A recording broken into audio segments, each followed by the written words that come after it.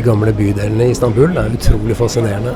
Her det veldig mye å se på, veldig mye folk og store kontraster på små områder.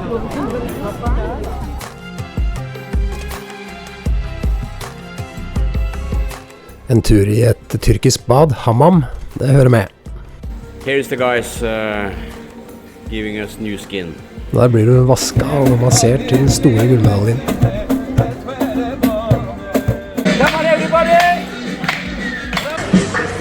Det selvfølgelig en masse turisttull-og-tøys, men vi lar oss jo sjarmere da.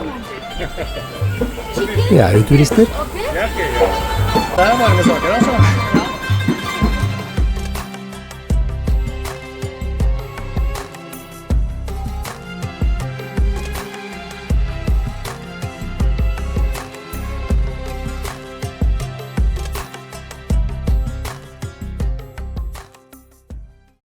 Neste morgen drar vi til utleiefirma der Gaute skal hente sin sykkel. I går fikk jeg beskjed om at alt var fikset. Nå ser jeg at det ikke alt som virker på sykkelen likevel. Men til gjengjeld så får vi mye god kaffe. Omsider var alt klart, og vi kom oss av gårde. Landsfader Atatürk henger overalt sammen med det tyrkiske flagget. Istanbul enormt svær, og en skikkelig miks av gammelt og hypermoderne.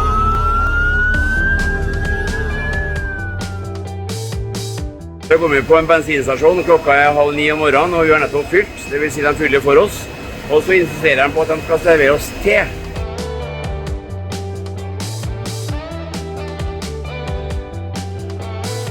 How do you like the tea in the morning? Takk.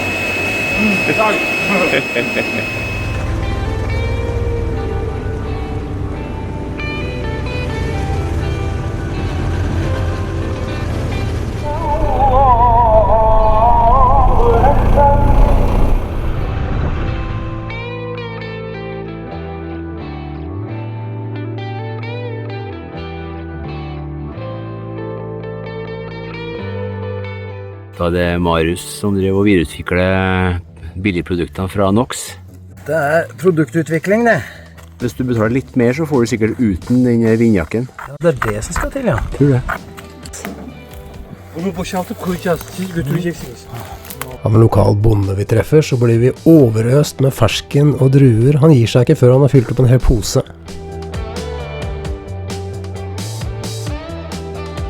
In winter, video. You, tamam. YouTube, winter, Yeah, video. video. Video. And you. And grapes. Okay. Yeah. Okay.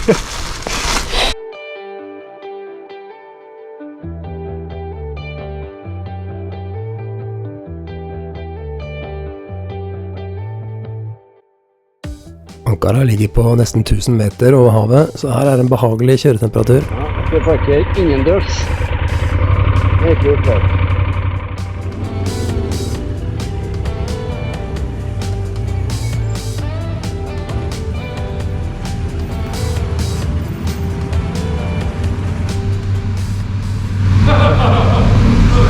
Det var rimelig grei parkering. Yes.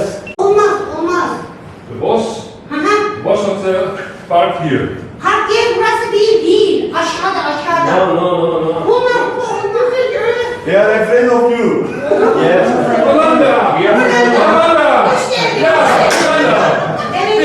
Den første skrekken gir seg fort, og snart så vi bestevenner. Thank you. Thank you.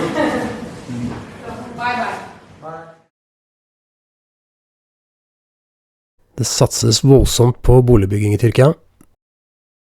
I alle større byer det svære forsteder med nybygde blokker.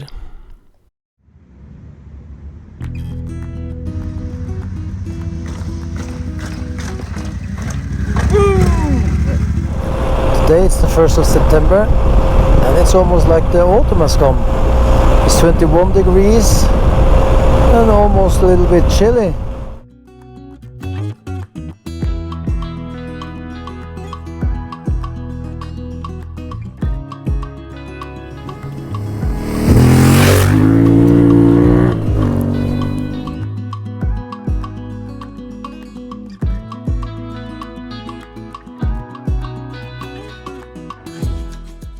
Tuzgölü en stor innsjø midt inne i Tyrkia med ekstremt saltholdig vann.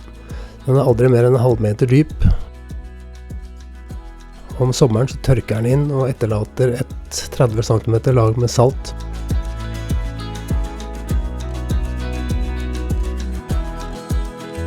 Saltet høstes, og det dekker store deler av behovet i Tyrkia.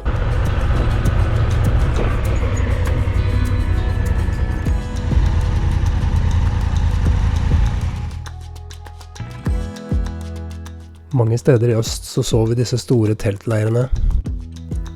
Vi vet ikke, men vi tenker kanskje at det er syriske flyktninger. Ganske stor kontrast til det neste som skal skje.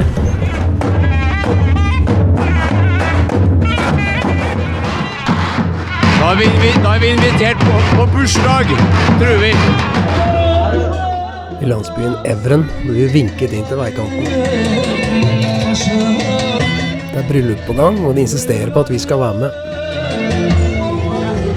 Vi blir overøst med oppmerksomhet og mat og drikke. Vi blir behandlet som hvis vi var noen berømte kjendiser som kom forbi. Van de bevolking. Ja, 20% alcohol. Oh, ja.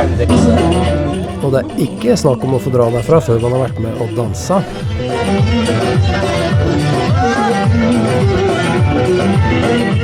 Alle hiver seg på gulvet, menn for seg og kvinner for seg.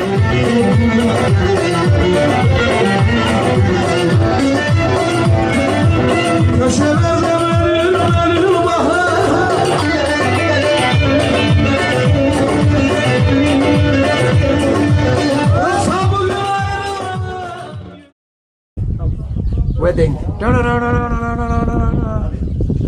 er Marius som får en liten fanskare her. Når han oppdager at han er en profesjonell YouTuber, så blir de veldig interessert.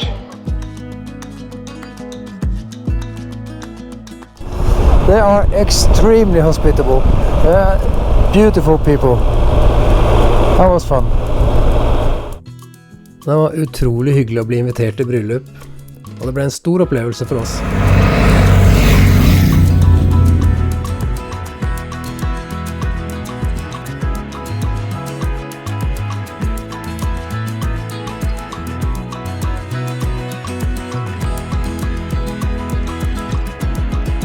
Det er fantastisk, Gaute. Jeg skal aldri mer tvile på det. Nei. Når det gjelder hoteller. Nei, det er en vanlig kveld etter 40 mils både skikkelig kjøring. I dag da både med bryllup og det ene, ja. Velkommen til Kappadokia. I Göreme og områdene rundt så finner vi disse utrolige klippeformasjonene som folk har bygd bolig i tusenvis av år.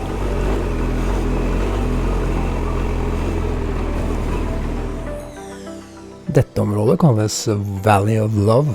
Ikke spør meg.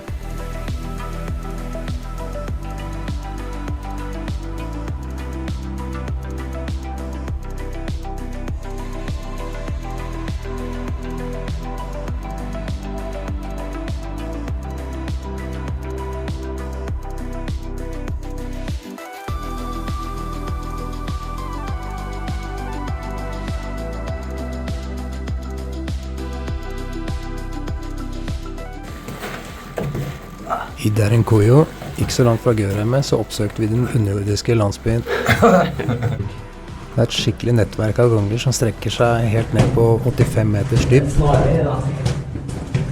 Inntil 20 000 mennesker mener de kan ha bodd her nede. 2 meter lange Erik passer ikke så veldig godt nedi her. Vi tar en kaffe på en enkel liten kafé rett utenfor. Og igjen denne utrolige vennligheten når verten gir seg til å servere tomater fra egen hage. De var gode, de.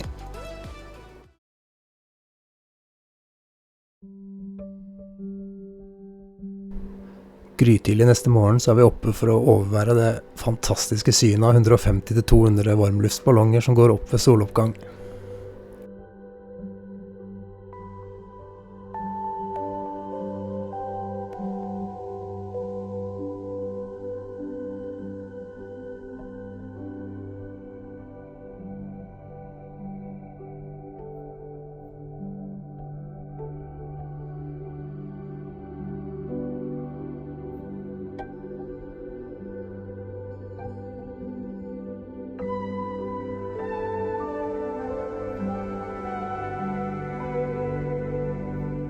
Det har jo overvært hvor stort her.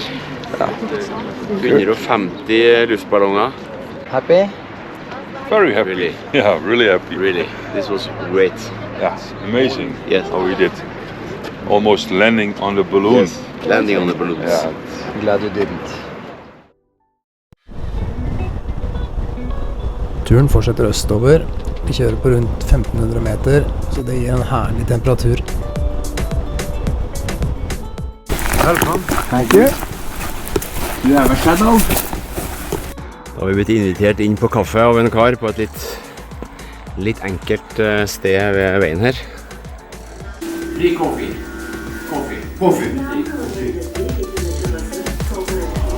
We are on our way to Kemalie, the dark canyon. Looking very much forward to get there, but I think we won't get there tonight.